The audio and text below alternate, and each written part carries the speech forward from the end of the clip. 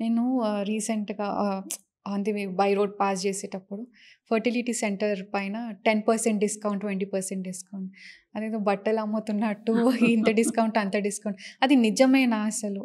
అట్లా చెయ్యొచ్చా? డిస్కౌంట్ అనేది చెయ్యొచ్చా?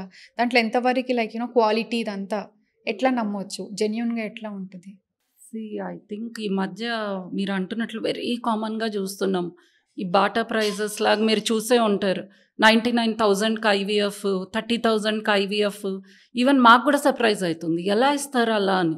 సో, ఈ ఐవీఎఫ్ ప్రొసీజర్ అనేది ఓన్లీ నేను చేసే సర్జరీ ఆర్ ప్రొసీజర్ కాదు. అది ఒక ల్యాబ్‌లో జరగాల్సిన ప్రొసీజర్.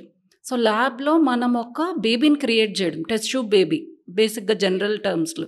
దానికి ఖర్చయ్యే మీడియా గానీ, ఎంబ్రియోస్ పెట్టి మనం కల్చర్ చేసే ఇంక్యుబేటర్స్ గానీ, అసలు ఆ ఎగ్ అండ్ స్పెర్మ్ కలిపిచ్చే నీడిల్స్, 6 నీడిల్స్ అంటాము.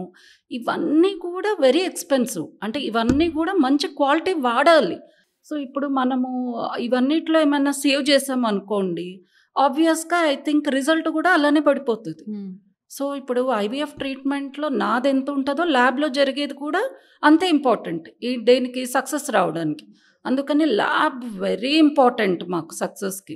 ఈ డిస్కౌంట్స్ ఇచ్చేవాళ్ళు ఒకవేళ రీయూజబుల్ థింగ్స్ వాడినా, చీప్ మీడియా అలా తీసుకున్నా, బికాస్ ఎక్కడో ఒక చోట దే హావ్ టు సేవ్ కదా! Nobody will do a social service కదా!